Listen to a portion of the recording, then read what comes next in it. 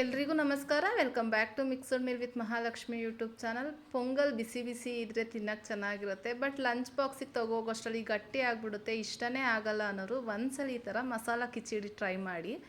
ಹಾಗಾದ್ರೆ recipe start ಮಾಡೋಣವಾ? Gas on ಮಾಡಿ ಒಂದು ಕಡಾಯಿ ಇಟ್ಟು ಅದಕ್ಕೆ 1 ಕಪ್ ಆಗೋಷ್ಟು ಹೆಸರು ಬೇಳೆನ ಹಾಕಿದ್ದೀನಿ. ಹೆಸರು ಬೇಳೆನ ಡ್ರೈ ರೋಸ್ಟ್ ಮಾಡ್ಕೊತಾ ಇದ್ದೀನಿ, ಯಾಕಂದರೆ ಅದರಲ್ಲಿರೋ ತುಂಬ ರಾ ಸ್ಮೆಲ್ ಇರುತ್ತೆ.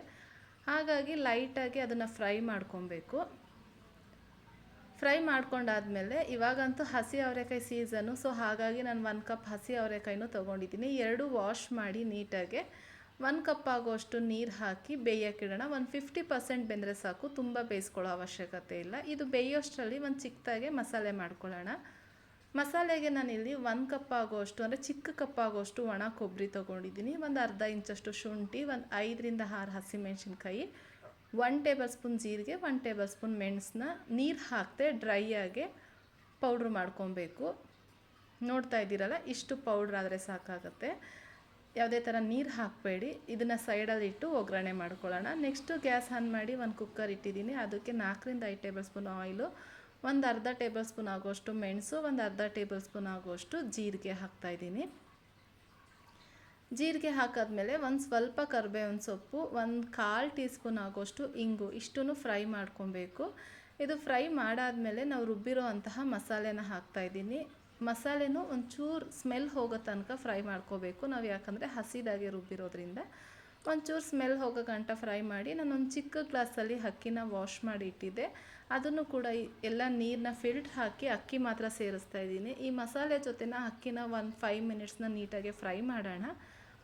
ಫ್ರೈ ಮಾಡಾದಮೇಲೆ ನಾವು ಬೇಯಿಸಿಟ್ಟಿರೋಂಥ ಅವರೆಕಾಯಿ ಮತ್ತು ಹೆಸರುಬೇಳೆ ಏನಿದೆ ಅದೊಂದು 50% ಆಗಿದೆ, ಅದನ್ನು ನೀರು ಸಮೇತ ಹಾಕ್ತಾಯಿದ್ದೀನಿ. ನೀರನ್ನ ಅಳತೆ ಮಾಡಿ ಹಾಕ್ಕೊಬೇಕು. 1 ಗ್ಲಾಸ್ ಅಕ್ಕಿಗೆ 2 ಗ್ಲಾಸ್ ನೀರು ಹಾಗೆ ಅಳತೆ ಮಾಡಿ ಹಾಕ್ಕೊಂಡಿದ್ದೀನಿ. ಇವಾಗ ಫ್ರೈ ಮಾಡಬೇಕಾದ್ರೇ ಅರಶಿನ ಹಾಕಬೇಕಾಗಿತ್ತು, ನಾನು ಮರ್ತಿ ಇವಾಗ ಹಾಕ್ತಾಯಿದ್ದೀನಿ. ಒಂದು ಚಿಟಿಕೆ ಅರಶಿನ ಹಾಕ್ಕೊಂಡು ರುಚಿಗೆ ತಕ್ಕಷ್ಟು ಉಪ್ಪು ಹಾಕ್ಕೊಳ್ಳಿ. ಉಪ್ಪು ಹಾಕಾದ್ಮೇಲೆ ಇದು ಕುದಿಬೇಕು. ಕುದಿಯೋ ಹಂತದಲ್ಲಿ ಸ್ವಲ್ಪ ಕೊತ್ತಂಬರಿ ಸೊಪ್ಪು ಹಾಕ್ಕೊಂಡು ಕುದಿಯೋ ಟೈಮಲ್ಲಿ ಒಂದು ಮಿಕ್ಸ್ ಮಾಡಿ ನೀಟಾಗಿ ಕ್ಲೋಸ್ ಮಾಡಿ ಒಂದು 2ರಿಂದ 3 ವಿಜಿಲ್ ಹಾಕಿಸ್ಕೊಳ್ಳಿ. ಇದಕ್ಕೆ ಕಾಯಿ ಚಟ್ನಿ ಮತ್ತು ಯಾವುದನ್ನ ಕೂಟು ಕುರ್ಮ ಎಲ್ಲನೂ ಸೂಪರ್ ಕಾಂಬಿನೇಷನ್ ಆಗಿರುತ್ತೆ. ನಾನು ವಿಜಿಲ್ ಕ್ಲೋಸ್ ಮಾಡಿ 2 ವಿಜಿಲ್ ಹಾಕ್ಕೊತಾ ಇದ್ದೀನಿ. 2 ವಿಜಿಲ್ ಆಗಿ ಕಂಪ್ಲೀಟ್ಲಿ ತಣ್ಣಗಾದ್ಮೇಲೆ ತೋರಿಸ್ತಾ ಇದ್ದೀನಿ. ನೋಡ್ಬೋದು ಎಷ್ಟು ಉದ್ರುದ್ರಾಗೆ ಟೇಸ್ಟಿಯಾಗಿ ಆಗಿತ್ತು.